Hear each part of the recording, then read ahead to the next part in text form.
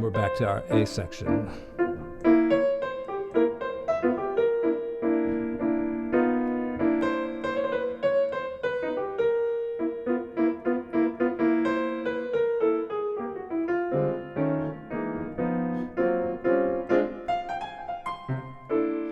So you can't tell me negative harmony doesn't work. Hello again, everyone. Tony Winston here. Going to work on the song Caravan today. Not trying to make a political statement. Well, maybe I am, but one of these days we're really going to need those people. So come on. You know, you're coming from all these shithole countries, as Mr. Trump would like to say. And so, you know, things are really bad down there. And I think you probably deserve political asylum. And not only that, our country is going to need you folks in the future. So come on. All right. Now, I probably lost 1,000 subscribers over that, but so what? All right, Caravan, here we go. A great tune by Duke Ellington. You know, it's a good jam session type tune also because everybody knows it. And if you don't know it, you're going to know it now. I'm going to do the more complicated stuff first, then I'm going to, as the video progresses, get a little simpler. So it starts off, you know, it's got a long section of just C7th. Most charts kind of show you that you can go to D flat dominant every once in a while just to kind of give it a little bit of harmonic motion.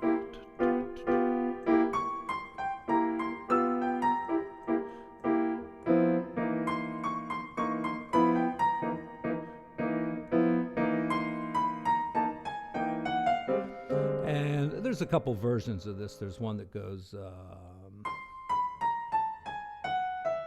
like that. You got a couple whole steps there, and then you end up on F. Like that, okay. And I'm working out a, what is it, the real book, the new real book, the good one there. And it gives you some ideas on harmonization. There's one thing over here on the bottom of the second page, and you know, you can print out the PDF down there in the description. And it shows it like this. Is that right?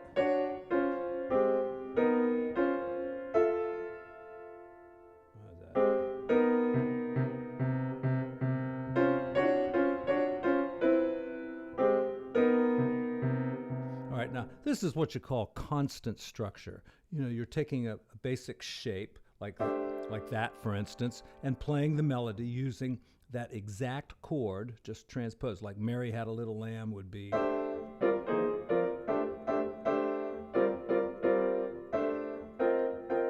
Like that, you see. That's called constant structure. And so that's an idea for harmonizing it.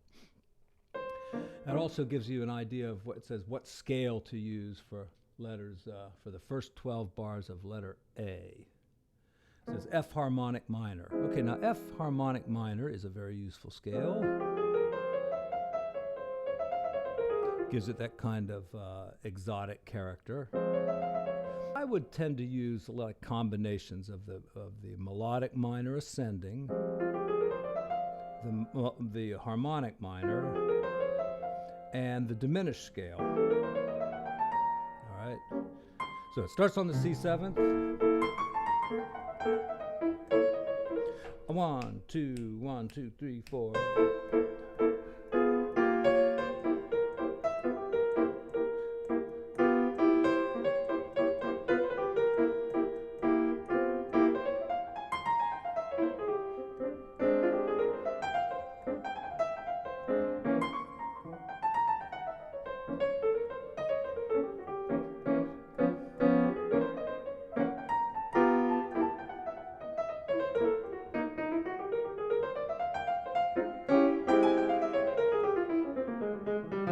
And then I notice on this chart, it's got like F minor, B flat, E flat, A flat, D flat, C, and F. Here's that again. Okay, so I thought that would be a good place to do negative harmony. So I want to end up on this chord. So I'll just work backwards. 1, 2, well, I'm going to go forwards first. 1, 2, 3, 4, 5, 6, 7. All right, 1, 2, 3, 4, 5, 6, 7. I went 7 chords following the cycle of fifths. 1, 2, 3, 4, 5, 6, 7. And I came out on F minor 6th. So now I'm going to go backwards through it. 1, 2,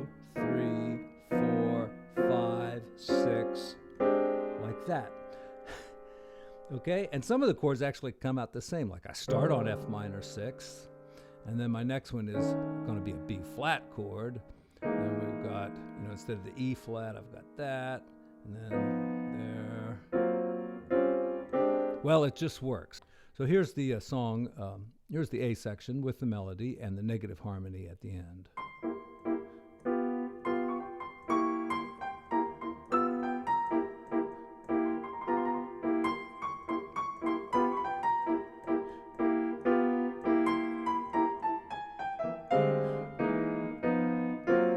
Oh, I missed one.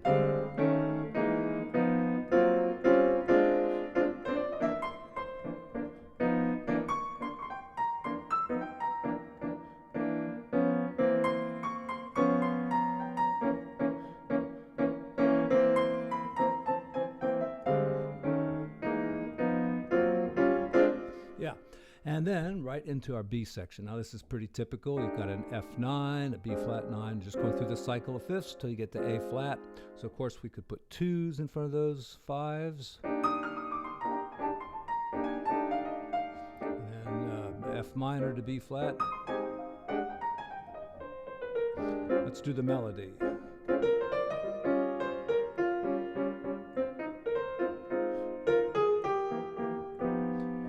Back to our A section.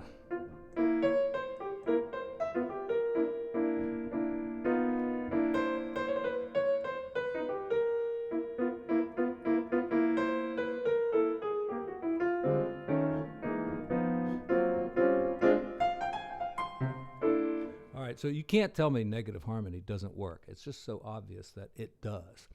And, I think there's a lot of possibilities. For songwriting.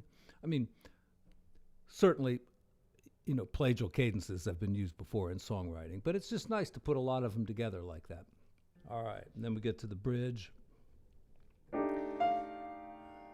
It's a typical bridge. It goes the 1 chord, then the 4 chord, keep going around the cycle of fifths till you get to A flat, then do a 2, 5, 1, 2, 5. You think it's going to go to 1, but it goes to the 5 chord.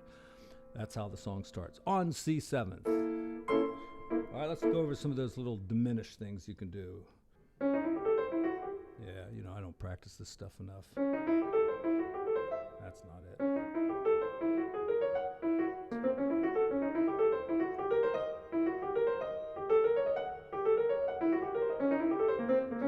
Well, let's talk about the rootless voicings we could use. You could use a little cluster like this. Right, kind of sounds like C7th. You could add the flat 7 in there.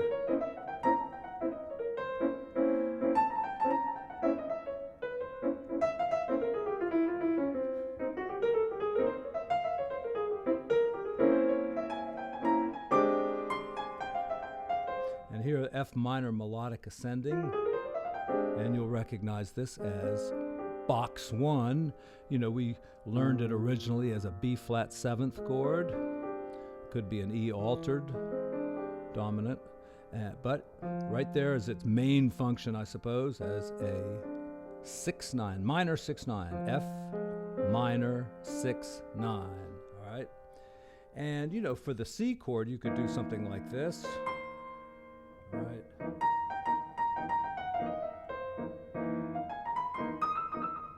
And I think if I was going to use blues scale here, I'd probably use the C blues scale, not the F blues scale, at least not yet.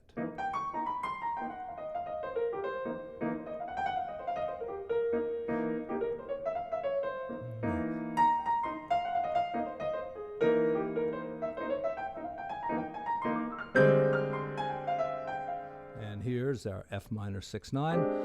I just showed it to you like this, but this is the box 2 version, the exact same notes, just a different inversion. Okay, and now if you put the flat 13 in there, it won't fit the diminished scale as well, so I just leave it at 3 notes. Where you could, make up your own voicing. There, I just made that one up. Never used it before in my life, ever. Soloing, the suggestion here is to use the F harmonic scale, F harmonic minor. All right, so Okay, over the C7th.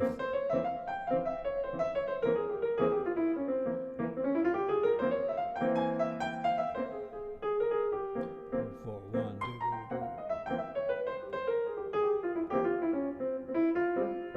all right. So another scale you can use is, of course, the diminished scale. And I went to another diminished scale right there on the D flat. And then back to the C diminished.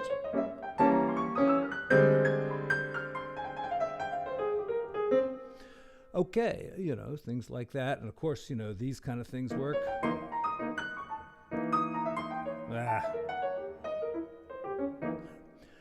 I've had like one gig this month, so nice.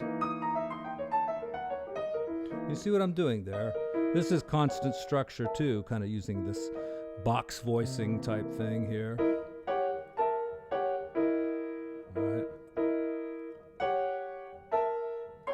All right, you can build some lines out of that.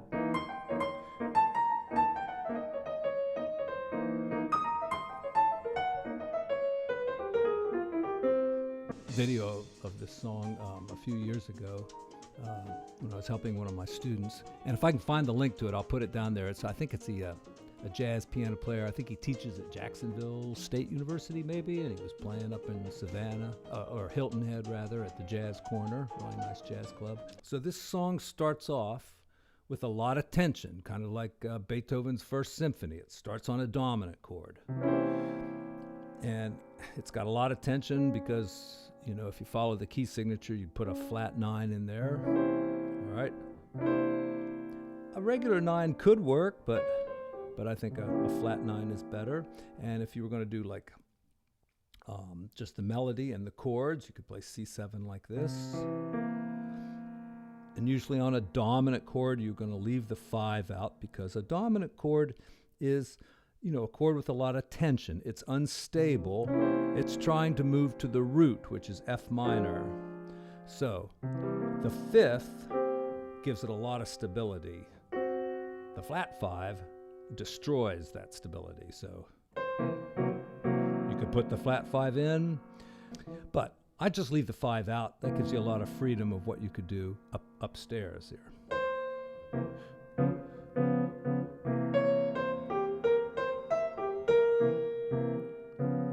Now you see that sounds good over D flat, which the chart is telling you to do occasionally. So you could start like this with C7.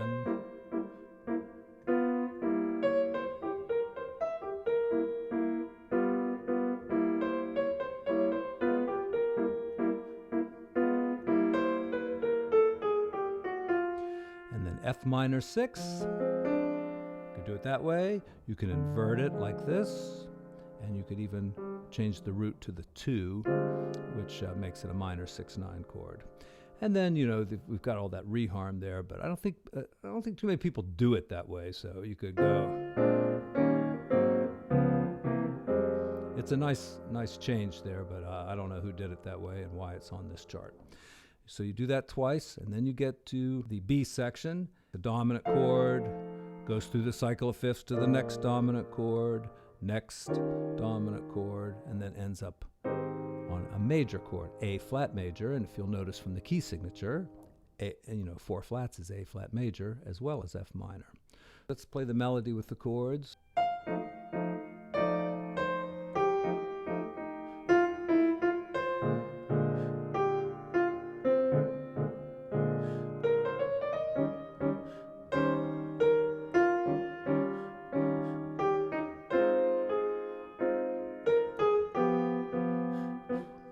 Yeah, I kind of like the G7 there, which is also the D flat 7. You really don't have to do 2 different chords there. You could just do D7. The bass player could go from G to D flat if he or she prefers, and then leads nicely back into the C section. It's a little weird to be on C at the end of the B section, be on the C7th chord at the end of the B section, and then go to a C7 to start the C section. You know, no harmonic motion there. So.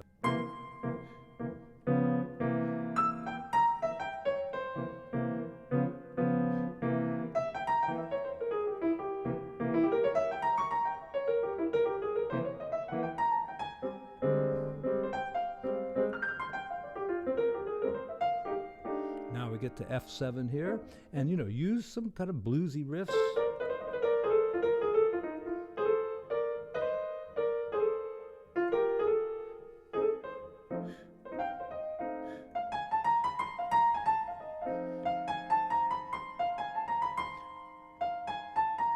See, that's the blues scale, but putting the third in is pretty nice. And then B flat. And then I'll E flat. All right, so anyway, you can use lots of little bluesy things in the B section.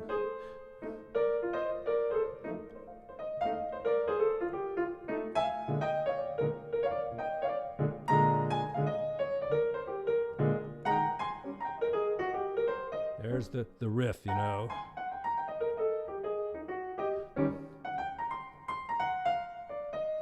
And then A flat. Good place for a pentatonic scale there. All right, and from A flat, cycle of fifths goes to D flat next. So hang on that one for the end of the B section. And that'll get you back to the C7th here. And here you can use same ideas.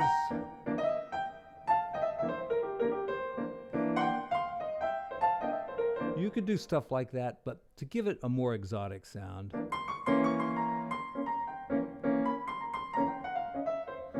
Put that flat 9 in there. Use some diminished scale. Use some F harmonic minor.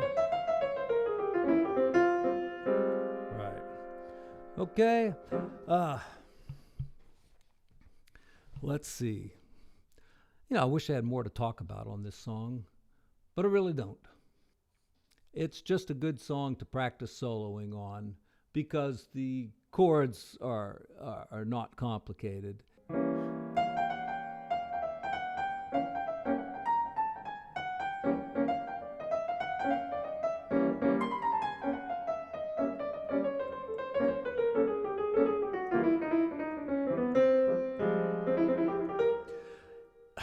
Using chromatic scale there, I mean, you could get away with that in this song totally. And it sounds pretty good in this one. My gripe with the chromatic scale is that too many jazz musicians use it when they don't know what else to do. It sounds good when used in an appropriate spot, or just to get you out of a corner. Sometimes, you're doing some riff and, you need a little chromatic scale to get to where you're going, or you can start off with it.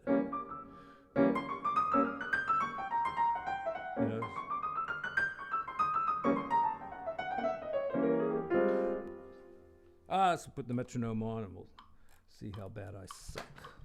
1, 2, 1, 2, 3, 4.